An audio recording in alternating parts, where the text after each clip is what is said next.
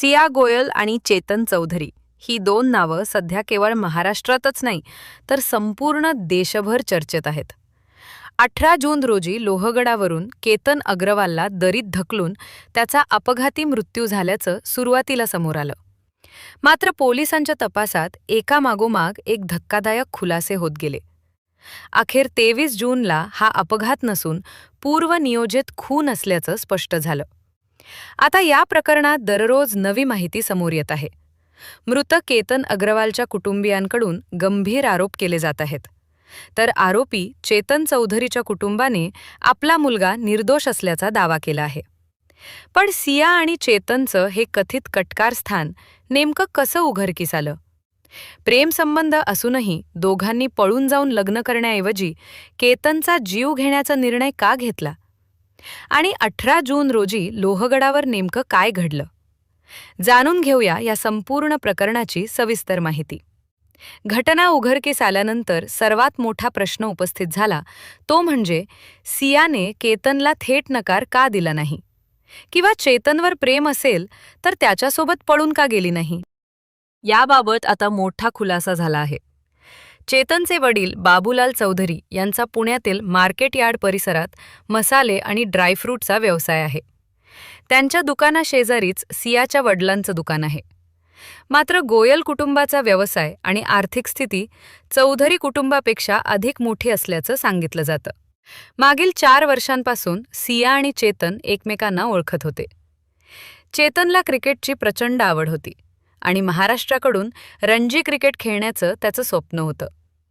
माध्यमातील माहितीनुसार सियाने आपल्या प्रेमसंबंधांची माहिती घरच्यांना दिली होती. मात्र गोयल कुटुंबाला चेतन योग्य स्थळ वाटलं नाही. दुसरीकडे बोस्टनमध्ये शिक्षण घेतलेला, कुटुंबाच्या व्यवसायात सक्रिय असलेला केतन अग्रवाल त्यांना पसंत पडला. त्यामुळे फेब्रुवारी महिन्यात सिया आणि केतनचा साखरपुडा पार पडला. साखरपुड्यानंतरही सियाकडे नकार देण्याचा किंवा शेवटचा पर्याय म्हणून घरातून निघून जाण्याचा मार्ग खुला होता. मात्र तिच्या म्हणण्यानुसार जर ती पळून गेली किंवा साखरपुडा मोडला तर तिच्या वडिलांची समाजातील प्रतिष्ठा कमी होईल. त्यामुळे तिने तो निर्णय घेतला नाही. एका बाजूला केतन आपल्या होणाऱ्या पत्नीला आनंदी ठेवण्यासाठी सतत प्रयत्न करत होता. तो तिच्यासाठी सरप्राईज प्लॅन करत होता. दोघं एकत्र शॉपिंगला जात होते. सिया केतनच्या कुटुंबियांसोबतही वेळ घालवत होती. मात्र दुसऱ्या बाजूला ती त्याच्यासोबत लांबच्या सहली टाळत होती. दोघांचं बालीला फोटोशूटसाठी जाण्याचं नियोजन होतं. पण 4 जून रोजी लोहगडावरचा कथित प्लॅन फसल्यामुळे सियाने केतनचा पासपोर्ट फ्लश केल्याचं तपासात समोर आलं. त्यामुळे बालीचा प्रवास रद्द झाला.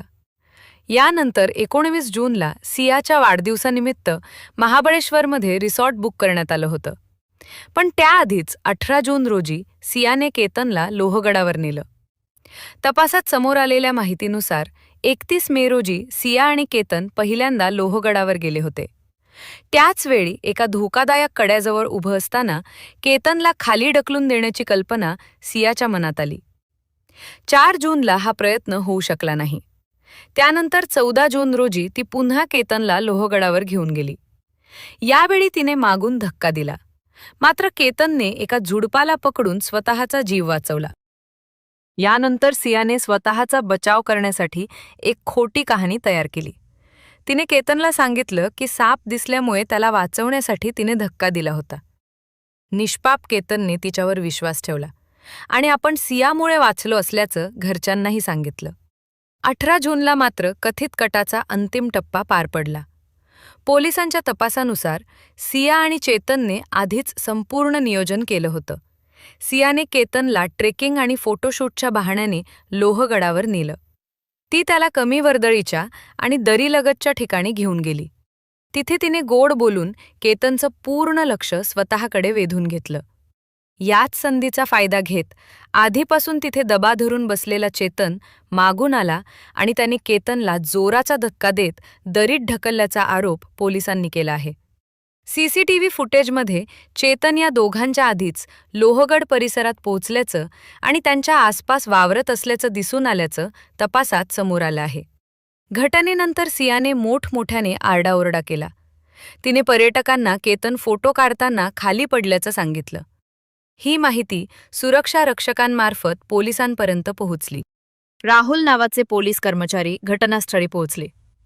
त्यावेळी सिया घाबरल्यासारखी दिसत होती, मात्र ती रडत नव्हती. तिने पोलिसांनाही केतन फोटो काढताना खाली पडल्याचं सांगितलं. पोलीस खाली उतरले तेव्हा केतन रक्ताच्या थारोळ्यात पडलेला होता. वर आल्यानंतर त्यांनी सियाला धक्का बसू नये म्हणून केतन जिवंत आहे असं सांगितलं. मात्र त्याऐवजी सिया घाबरल्याचं पोलिसांनी नंतर सांगितलं. यामुळे पोलिसांच्या मनात पहिला संशय निर्माण झाला. 19 जूनला स्वतःच्या वाढदिवशी सियाने सोशल मीडियावर केतनसाठी भावनिक पोस्ट टाकली. त्यानंतर ती त्याच्या कुटुंबाचं सांत्वन करण्यासाठीही गेली. मात्र केतनच्या बहिणीने तिला अनेक प्रश्न विचारले. केतन खाली कसा पडला? तू त्याला वाचवण्याचा प्रयत्न केला का? त्यावेळी तू नेमकी कुठे होतीस? या प्रश्नांची समाधानकारक उत्तरं सियाकडे नव्हती. याच क्षणी केतनच्या बहिणीला संशय आला. केतनचे वडीलही म्हणाले की मृतदेहासमोर उभं राहूनही सियाच्या चेहऱ्यावर कोणतेही दुःख दिसत नव्हतं. यामुळे कुटुंबाने पोलिसांकडे 18 जूनचं सीसीटीव्ही फुटेज तपासण्याची मागणी केली. तपासात मोबाईल कॉल डिटेल्सही अत्यंत महत्त्वाचे ठरले. पोलिसांच्या माहितीनुसार 18 जून रोजी चेतनने स्वतःचा मोबाईल आपल्या कामगार नीरज कुमारकडे ठेवला. दिवसभर आलेले सर्व फोन नीरजने उचलले. यामागे आपण पुण्यातच दुकानात असल्याचा आभास निर्माण करण्याचा प्रयत्न होता. तर चेतन स्वतः नीरजचा मोबाईल घेऊन लोहगडावर गेला असा तपासाचा दावा आहे. मात्र हा संपूर्ण प्लॅन फसला. सियाच्या कॉल डिटेल रेकॉर्डमध्ये जानेवारी ते जून या 5 महिन्यात सिया आणि चेतन यांच्यात तब्बल 2004 फोन कॉल झाल्याचं समोर आलं. दोघांनी मिळून जवळपास 238 तास एकमेकांशी संवाद साधला होता. यामुळे पोलिसांचा संशय आणखी बळावला. तपासादरम्यान पोलिसांनी चेतनच्या मोबाईलवर त्या दिवशी आलेल्या प्रत्येक कॉलची पडताळणी केली. फोन करणाऱ्या अनेकांनी सांगितलं की फोन उचलला गेला होता, पण चेतन बोलला नव्हता. त्याऐवजी दुकानातील कामगार उत्तर देत होता. या सर्व पुराव्यांमुळे पोलिसांना तपासात महत्त्वाचे धागेदोरे मिळाले. माध्यमातील माहितीनुसार चेतनच्या दुकानातील कामगार नीरज कुमार हा या प्रकरणात माफीचा साक्षीदार होण्यास तयार झाला असून त्याचा जबाब नोंदवण्याची प्रक्रिया सुरू आहे. दुसरीकडे चेतन चौधरीच्या वडिलांनी सर्व आरोप फेटाळून लावले आहेत. त्यांच्या म्हणण्यानुसार त्यांच्या कुटुंबाचा सिया गोयलशी कोणताही संबंध नव्हता. सिया आणि चेतन यांच्यातील संबंधांबद्दल त्यांना अटकेनंतरच माहिती मिळाली. 18 जून रोजी चेतन लोहगडावर गेला होता याचीही त्यांना कल्पना नव्हती. घरातून निघताना तो एका मीटिंगला जात असल्याचं सांगून गेला होता असा त्यांचा दावा आहे. त्यांनी आणखी एक दावा केला की पोलिसांनी चेतनकडून दबावाखाली कबुली घेतली असून त्याचा या हत्येशी काहीही संबंध नाही. दरम्यान पोलिसांनी सिया गोयल आणि चेतन चौधरी या दोघांना अटक केली असून न्यायालयाने त्यांना 7 दिवसांची पोलीस कोठडी सुनावली आहे. सध्या दोघांची कसून चौकशी सुरू आहे. या तपासातून आणखी कोणते धक्कादायक खुलासे समोर येतात आणि न्यायालयात या प्रकरणाचा पुढील प्रवास कसा होतो याकडे संपूर्ण देशाचं लक्ष लागलं आहे.